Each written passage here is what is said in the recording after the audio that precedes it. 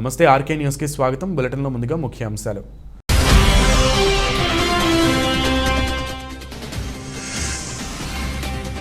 సాగునీటి సలహా బోర్డును ఏర్పాటు చేసిన అధికారులు. హాజరైన మంత్రి నిరంజన్ రెడ్డి, ఎంపీ, ఎమ్మెల్యేలు.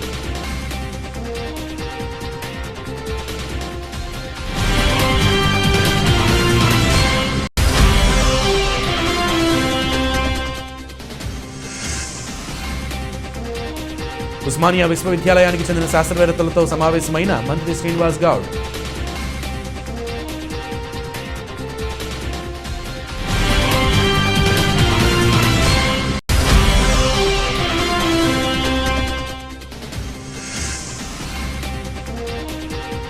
మరికల్ మండలంలో రైతు వేదికలను ప్రారంభించిన నారాయణపేట ఎమ్మెల్యే రాజేందర్ రెడ్డి.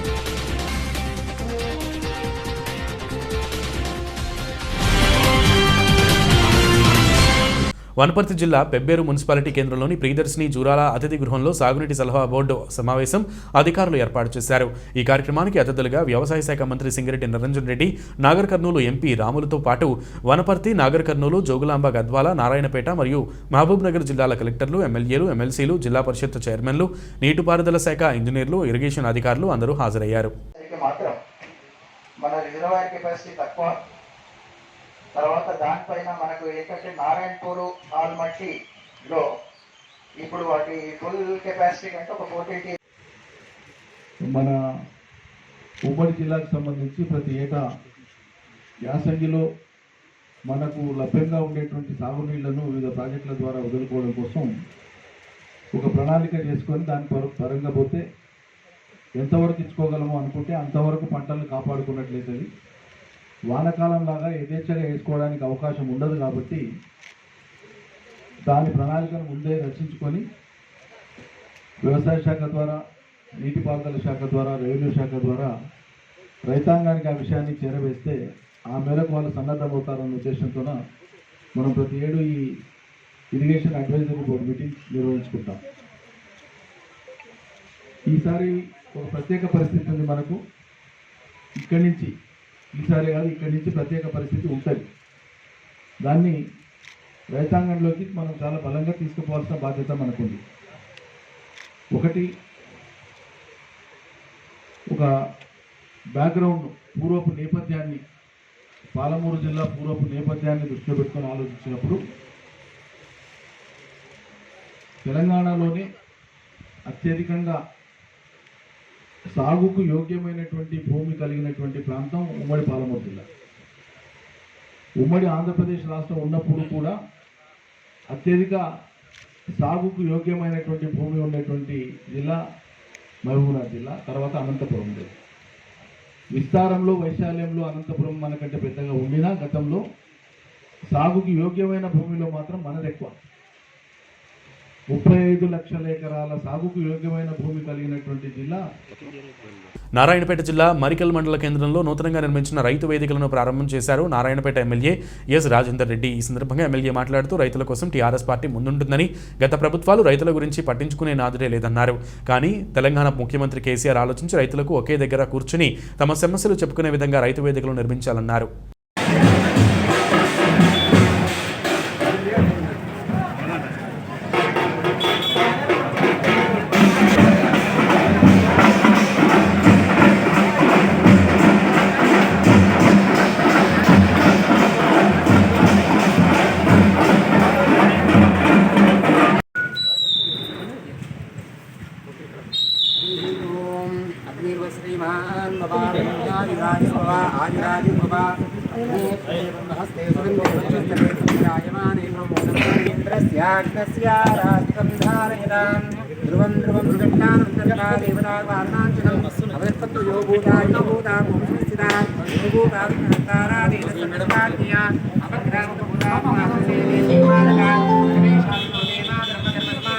పంచదారి మహందేవి పవిత్రం గిరిజాసనం దివ్యా మేరోషి గురుమో దేవతా సుదలం చంద ఆసనే యోగ అనంతాసనాయ నమస్యా బ్రహ్మ శ్రీ పరమాత్మా దేవతా చంద ప్రాణాయామే యోగ ఆచమ్య ప్రాణాయామ్య సుమాభ్యాం స్పేషోపదే మంగళే మూర్తే దండకారణ్యే గోదావరి దక్షిణే తీరే శాలివాంశే బహుదావతారే రామక్షేత్రే సమానేన వ్యావహారిక చాంద్రమానే.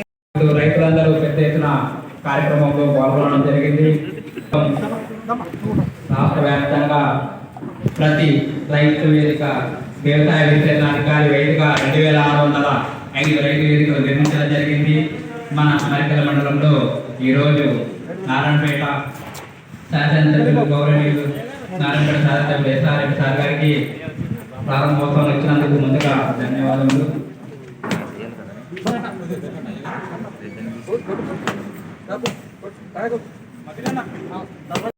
SRM సార్ గారు మరియు ఇప్పుడే జరిగింది. వారిని స్వాగతంగా ప్రారంభకులు మరియు సభాధ్యక్షుల కిందగా రైతు వేదిక మీదకి రావాల్సిందిగా కోరుతున్నాము. మరియు తర్వాత మన కార్యక్రమం ఏర్పాటు చేసుకోవడం ఎంతైనా ఆనందదాయకమైన దినం ఈరోజు. ఒకప్పుడు వ్యవసాయ శాఖ పరిస్థితి అంటే వ్యవసాయ శాఖను రైతులను లాస్ట్ బెంచ్లో ఉండే పరిస్థితి ఉండే. కానీ 2014 తర్వాత వ్యవసాయ శాఖకు రైతులకు ఒక మంచి మొదటి స్థానము కేటాయించడం జరిగింది. అందులో మొట్టమొదటిగా చూసుకున్నట్లయితే నేను గత 20 సంవత్సరాల నుంచి వ్యవసాయ శాఖలో పనిచేస్తూ ఉన్నాను.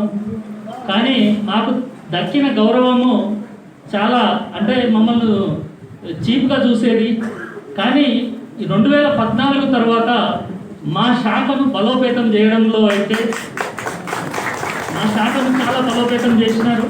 ప్రతి 5,000 ఎకరాలకు ఒక విస్తరణాధికారిని నియమించడం, అలాగే రైతులకు మేము మీటింగులు పెట్టుకోవాలంటే ఏదో గ్రామ పంచాయతీలో ఒక 10 చైర్లు ఉంటుండే, మిగతా వాళ్ళందరినీ కింద కూర్చోబెడుతుంటుంది. ఎమ్మెల్యే గారు రాజేంద్ర రెడ్డి అన్న గారు కూడా మనకు అన్ని విధాల సహాయ సహకారాలు అందిస్తూ మరి ముందుకు నడుపుతున్నారు. కాబట్టి మరి మనం అందరం రైతులు కూడా ఈ ప్రభుత్వాన్ని మదిలో ఉంచుకొని వచ్చే ఎలక్షన్లో మరి అందరూ కూడా అత్యధిక మెజార్టీతో మన ముఖ్యమంత్రి కేసీఆర్ గారిని మళ్ళీ గెలిపించాలి. అదేవిధంగా మన రాజేంద్ర రెడ్డి అన్న గారిని కూడా గెలిపించాలి. మరి బీజేపీ ప్రభుత్వం ఒడ్లు కొనమని మనకి తెలంగాణ ఎంపీలు, మంత్రులు, ఎమ్మెల్యేలు ఢిల్లీ సంవత్సరాలు మీ వేరే పార్టీలు పాలించినాయి. ఆ 70 సంవత్సరాల కాలంలో మన కాన్స్టిట్యున్సీ మొత్తంలో ఒక 25 సబ్స్టేషన్లు ఉండే.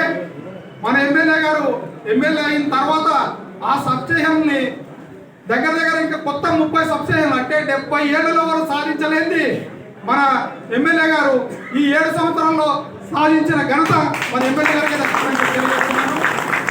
అవన్నీ మనకు సాధించి పెట్టడం వల్లనే ఈరోజు మోటార్లు కాలిపోవడం లేదు, కరెంటు 24 గంటలు ఉంటుంది, ఎలాంటి ఇబ్బందులు లేకుండా మనం వ్యవసాయం చేసుకుంటున్నాం.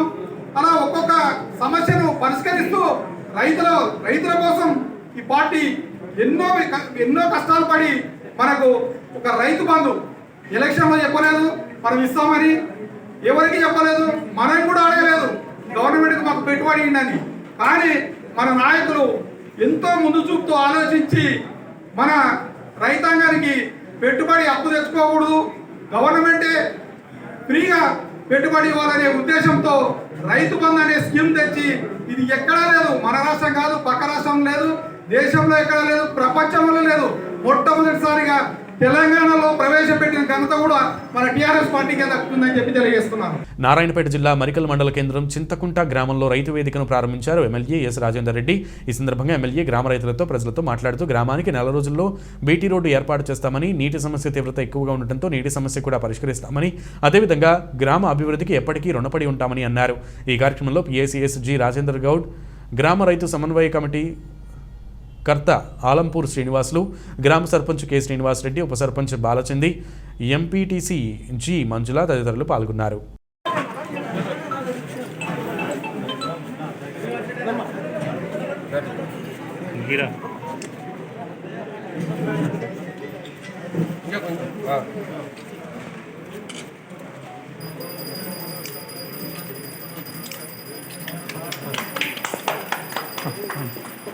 ఈరోజు మన పెద్ద చింతకుంట గ్రామం మన రైతు వేదిక భవనానికి వచ్చేసిన మన గౌరవనీయులు నారాయణపేట శాసనసభ్యులు సార్ ఎస్ఆర్ఎస్ సార్ గారిని వేదికపైకి రావాల్సిన కోరుతున్నాము.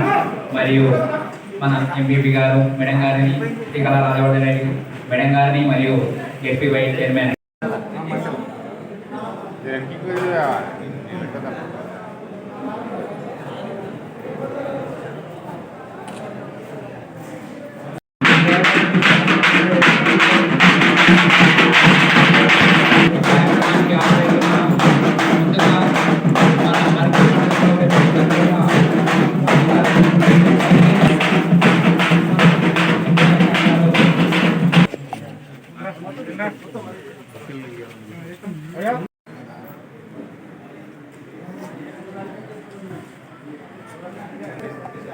పులగితో మన ఎమ్మెల్యే సార్ గారికి ఇవ్వడం జరుగుతుంది. మన ధన్యవాదాలు.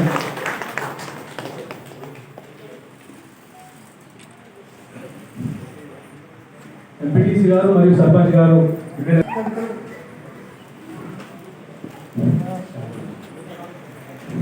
మరియు స్థానిక నాయకులు ఇక్కడ వచ్చిన పెద్దలకు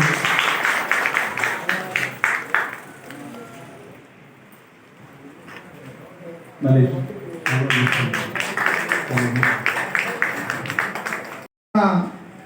5,000 ఎకరాలకు ఒక క్లస్టర్ చేసి మన ముఖ్యమంత్రి గారు టీఆర్ఎస్ ప్రభుత్వం ఒక వేదికను తయారు చేసి దానికి అన్ని అంగులతో ఒక మైకు, చైర్సు, టేబుల్స్ ప్రతి అంగులు కల్పించి రైతులు కూర్చొని వ్యవసాయ అధికారులతో చర్చించడానికి వీలుగా చాలా అందంగా నిర్మించడం జరిగింది. దీన్ని రైతులందరూ సద్వినియోగం చేసుకొని వాడుకోవాలని చెప్పి కోరుకుంటున్నాం.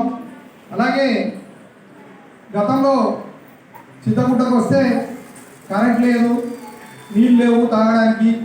ఎప్పుడు వచ్చినా మోటార్లు కాలిపోయినాయి, తాగడానికి నీళ్ళు లేవు, కరెంట్ ఇబ్బంది ఉంది అని ఇబ్బంది ఉంటుండే. అలాంటిది ఇప్పుడు మిషన్ భగీరథ వచ్చిన తర్వాత మనకు ఆ బాధ పోయింది.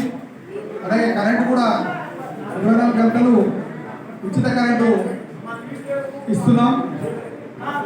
అవునా, ఆ ఇబ్బంది మనకు లేదు. ఆ నాణ్యమైన కరెంట్ అంతేకాదు, ఇలా ఎప్పుడన్నా ఇక్కడ రైతులు చాలా మంది ఉన్నారు, బోర్లు కాలిపోతున్నాయి. ఇప్పుడు వెనకటికి బోర్లు కాలిపోతుండే, తెలంగాణ రానప్పుడు ఒక పంట పండాలంటే 3 సార్లు బోర్లు కాలిపోతుండే. ఇప్పుడు బోర్లు కాలుతున్నాయా? లేదు. ఎందుకంటే కరెంటు ఫుల్ పవర్ మీద కరెంటు నాణ్యమైన విద్యుత్ శక్తి మనం రైతులకు మనం ఇస్తున్నాం. అంతేకాదు రైతులు బాగుండాలి, వీళ్లకు విత్తనాలు డూప్లికేట్ విత్తనాలు పెట్టొద్దు, ఎవరు ఇవ్వద్దు, అమ్మొద్దు అని చెప్పి ఒక భయం ఉండాలని చెప్పి ఇలా ఎవరైతే దొంగ విత్తనాలు అమ్ముతారో, డూప్లికేట్ విత్తనాలు అమ్ముతారో వాళ్ళ మీద పీడీ చట్టం తీసుకొచ్చిన ఘనత మన మొత్తం భారతదేశంలో ఒక తెలంగాణ రాష్ట్రం అని కూడా ఇవ్వాలని తెలియజేస్తున్నాం. ఇలా ఎవరు కూడా దొంగ విత్తనాలు అమ్మరు. 100% దొంగ విత్తనాలు అమ్మేటోళ్ళందరూ జైలుకు పోయింది. మన నారాయణపేట జిల్లాలో కూడా ఇప్పటి వరకు 31 మంది మీద పీడీ చట్టం పెట్టి లోపలికి వేసాం దొంగ విత్తనాలు అమ్మేటోళ్ళు. ఇలా తీలేరు సొసైటీ కాడ పోయి మనం లైన్లో నిలబడి పిండి సంచులు కొనాల్సిన బాధ తప్పింది.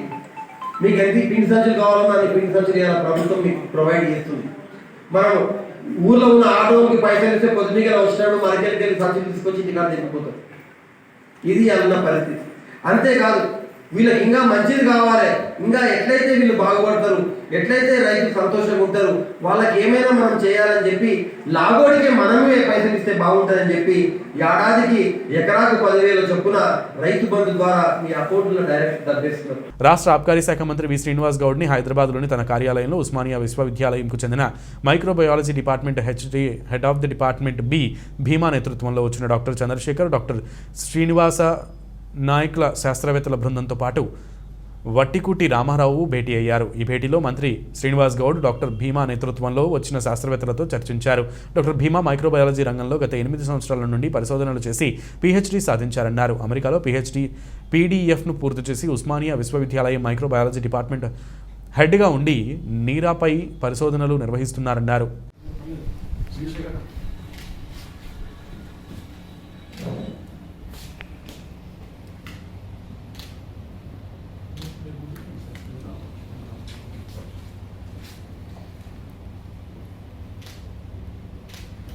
క్యాన్సర్ కారక బ్యాక్టీరియా, క్యాన్సర్ రాకుండా bacteria plus kidney stone form కాకుండా కూడా ఆక్సిలేట్ డీకార్బాక్సిలేజ్ అనే ఎంజైమ్ ఉంటుంది. అది రాయండి, ఎట్లా చెప్తారు అది రాయండి, రెండు రాయండి, రాసుకో పిఎస్ గారు. ఆక్సిలేట్ డీకార్బాక్సిలేజ్ మీరు ఒకసారి రాసుకోండి.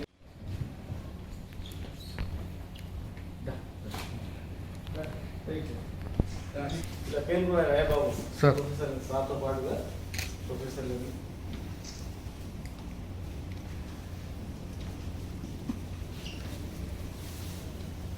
వీడియో కూడా తీరాలి బాబు, అన్నీ చెప్పండి. వీడియో తీస్తుంది బాబు, తీసుకుంటాం. రావాలి.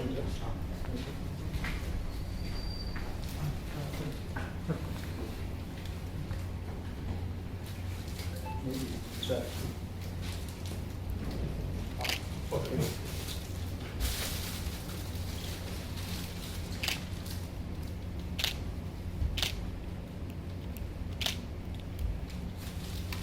ఆ బాటలు తీయలేదు, ఆ బాటలు ఉన్నాయి.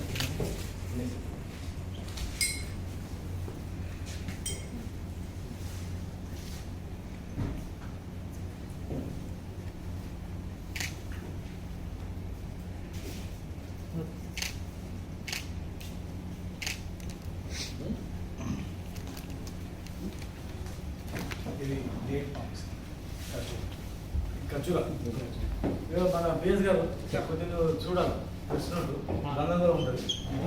కూర్చొని ఇప్పుడు 3 అయింది కదా, 8 గంటలకు ఉంచుతాడు. ఇప్పుడు 1 hour ఇక్కడ నా పక్కన ఇంకోటి తీసుకోవాలి. ఈ బ్రాండ్ వచ్చి హాఫ్ నుంచి తీరాలి.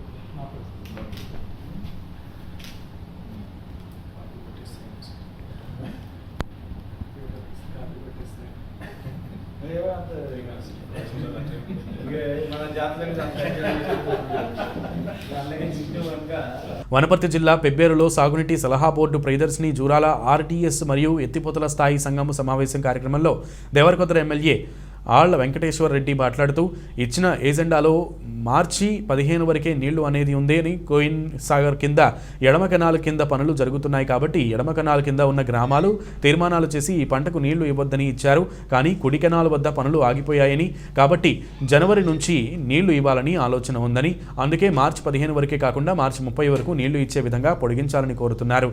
రామన్పాడ్ నుంచి వెళ్లే లెఫ్ట్ కెనాల్ వద్ద ఈ ఎండాకాలంలో షీల్డ్ లేకుండా చూడాలని, అది ఉండటం వల్ల ఎక్కడి నీళ్లు అక్కడే నిలిచిపోతున్నాయని, ఎలాగైనా సరే ఆ సమస్య పరిష్కారం చేయాలని అన్నారు.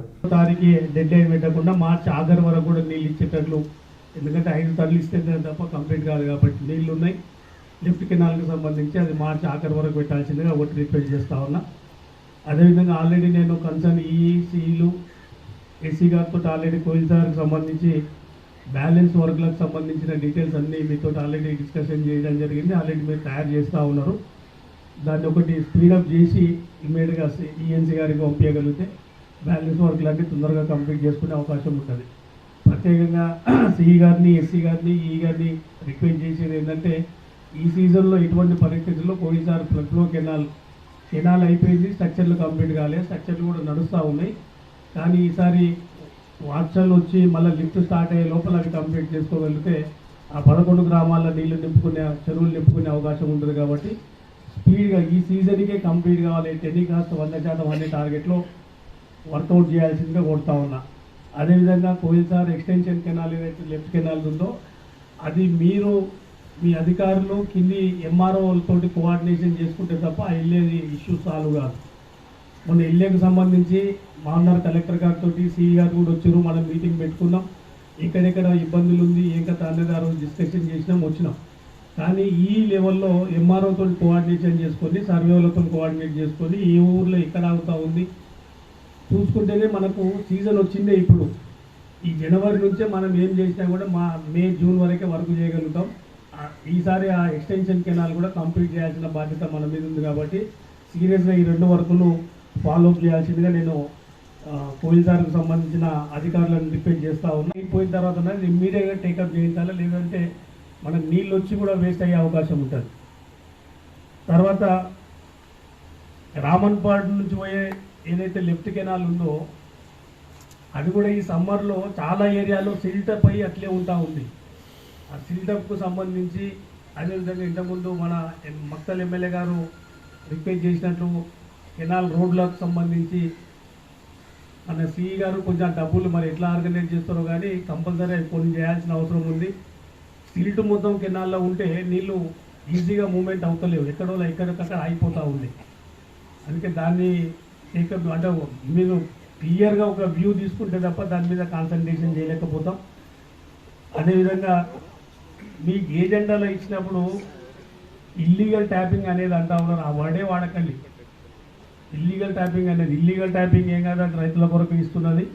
మనం చేయాల్సింది ఎన్ని మోటార్లు పెట్టిరు, దానికి ఎంత నీళ్ళు కావాలి, ఆల్రెడీ ఉన్న ఆయకట్టుకు నీళ్ళు ఎంత కావాలి, దానికి సరిపోయేటంత నీళ్ళు ఎట్లియాలి. ఆ పాయింట్ ఆఫ్ వ్యూలో మనం ఆలోచన చేయాలి తప్ప ఉన్న మోటార్లు తీసేయాలంటే వాళ్ళు కూడా రైతే ఎన్నో వందల కిలోమీటర్లు తీసుకుపోయి ఇస్తున్నాం తప్ప ఊరు పక్కల కాలువ ఇచ్చింటాడు, పొలం ఇచ్చింటాడు, ఆయనకి నీళ్ళు ఇవ్వకపోతే ఎట్లా ఇబ్బంది అవుతుంది. కాబట్టి ఆ మైండ్ సెట్కి వెళ్ళి అందరం దూరం కావాలి, వాళ్ళకు కూడా నీళ్ళు ఇవ్వాలన్నది నా ఆలోచన, ముఖ్యమంత్రి గారి ఆలోచన, మంత్రి గారు కూడా ఆలోచన అదే.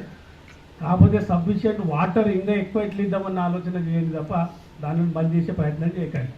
బులెటిన్ ముగించే ముందు ముఖ్యాంశాలు మరొకసారి.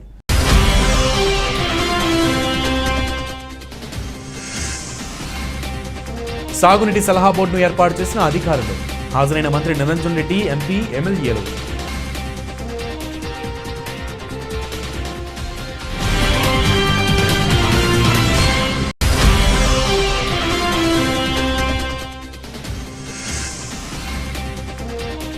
ఉస్మానియా విశ్వవిద్యాలయానికి చెందిన శాస్త్రవేత్తలతో సమావేశమైన మంత్రి శ్రీనివాస్ గౌడ్.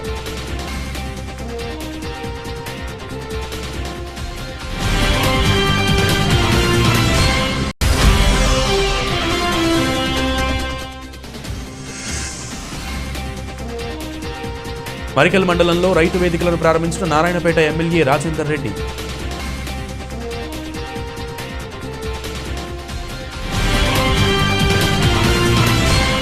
ఇవి బులెటిన్ విశేషాలు. నమస్తే.